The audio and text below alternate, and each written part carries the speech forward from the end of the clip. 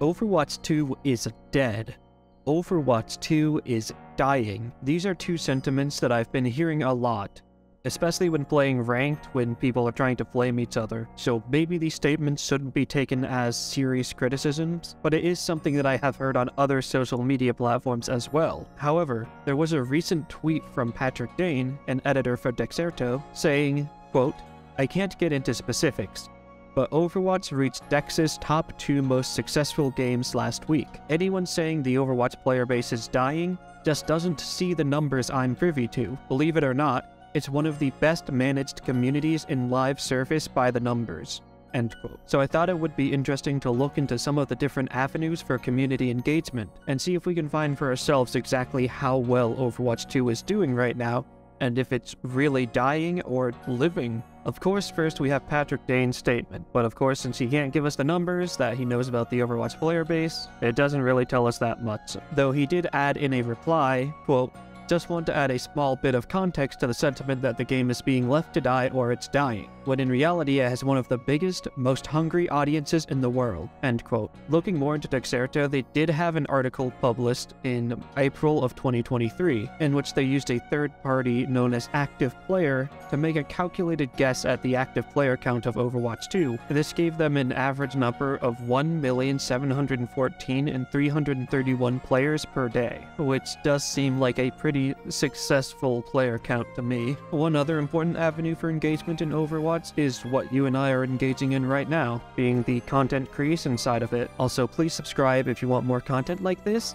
Thank you. A couple of months ago, Snoozy, who is one of J3's channel managers, as well as a video editor, tweeted out a bit of a look behind the curtains of the performance on J3's channel, and it really showcases the amount of growth that the channel has gone through from their hard work and the launch of Overwatch 2. Even with the massive spike around the time the game first released, which you would expect, you can see that all of the views and interest in Overwatch-related content has continued to stay at a very high level throughout the months. And even now, interest is still very high compared to even a couple of months ago, indicating that interest isn't falling over time and has actually been growing in the recent months. We also had the Overwatch League 2023 season's opening weekend wrapping up yesterday, and the viewer counts on that were pretty solid as well, with it usually being around 80,000 to sometimes over 100,000 viewers at any time I happen to check the viewer count throughout the stream, and honestly those are some pretty decent numbers, especially since they're still streaming on YouTube and not Twitch, as many people use Twitch as their go-to platform for streaming, and it just has a much larger streaming community. We'll have to see if the league can sustain these numbers as the season progresses, but for now these are at least some pretty decent numbers for them still being stuck in YouTube jail. One of the last big tellers of Overwatch 2's success is how well it's been performing on consoles. A lot of people don't tend to think of console players when discussing Overwatch Online, as a lot of console players tend to not be a part of the online Overwatch community. However, Overwatch 2 does have an absolutely massive casual audience in consoles, and we see this at least for PlayStation by looking at the top PlayStation Store downloads for different months, as PlayStation does post this information online on their blog.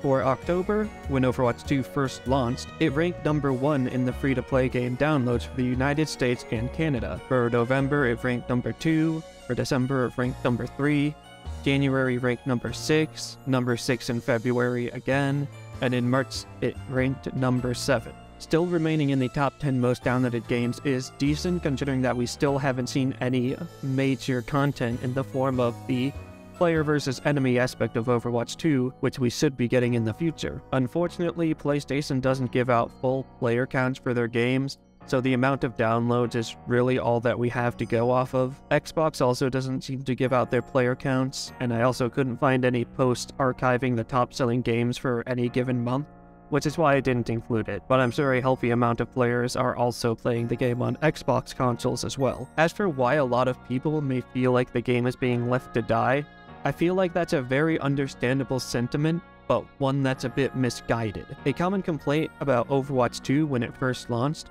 was that many people said it just felt like Overwatch 1.5, but the thing is, they're kind of completely right. Overwatch 2 was never meant to be a massive overhaul to the player versus player aspect of Overwatch. It was meant to be a massive expansion on the player versus enemy gameplay style that was introduced during some of the seasonal events, like the Halloween events and the Overwatch Archives events. Of course, the player versus player side of Overwatch would receive a bit of a makeover as well, with all the new designs for all the heroes and some new heroes to play around with, but it was never going to be the focus of Overwatch 2. However, as we now know, the player versus enemy aspect of Overwatch 2 got stuck in a bit of development hell. While we don't know exactly what goes on behind closed doors at Blizzard, I do feel comfortable saying that all of the recent mismanagement and scumbag behavior, to put it lightly, by certain parties at Blizzard may have something to do with the development of Overwatch 2 coming to a standstill. As one thing that we learned from Blizzard's fallout in early 2022, from Tracy Kennedy, a former Overwatch dev who has since moved on to working at Riot Games, was that Bobby Kotick, the CEO of Blizzard, would apparently greenlight random projects for Overwatch 1, resulting in developers working overtime to finish those projects, only for those projects to inevitably end up getting cancelled, losing months of development time in the process that could have gone towards working on Overwatch 2, and also causing many of the development teams to leave Blizzard entirely due to the fact that they had to work overtime to get these projects finished and then they were just completely thrown away.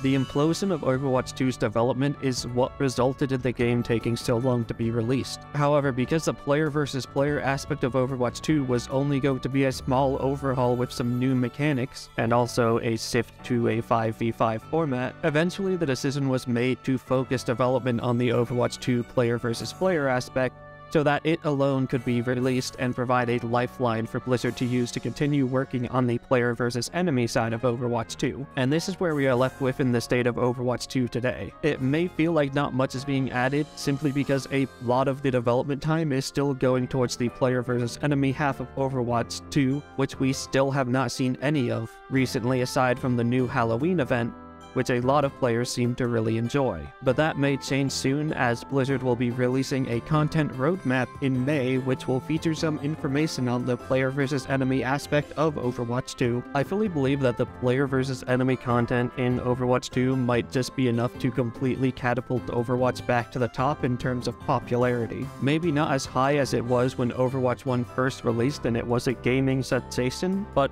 pretty high up there. All of the content that people really enjoyed is being saved up for the player versus enemy part of Overwatch 2. You enjoyed all the lore. Overwatch 2 is literally built around the player versus enemy gameplay being utilized in a fully fledged story mode. You enjoyed all of the animated shorts that they would release. They're probably going to use these same shorts as cutscenes in the story mode, which is why we haven't seen that many at all recently. All heroes will be getting new skill trees that will make brand new ways to play and interact with the game as them. Even if they are exclusive to the player versus enemy parts of the game, this will bring so much new content to Overwatch 2 when it releases, especially for the more casual audience that Overwatch has been largely ignoring recently. Alright, that's it for this video. Please like and subscribe.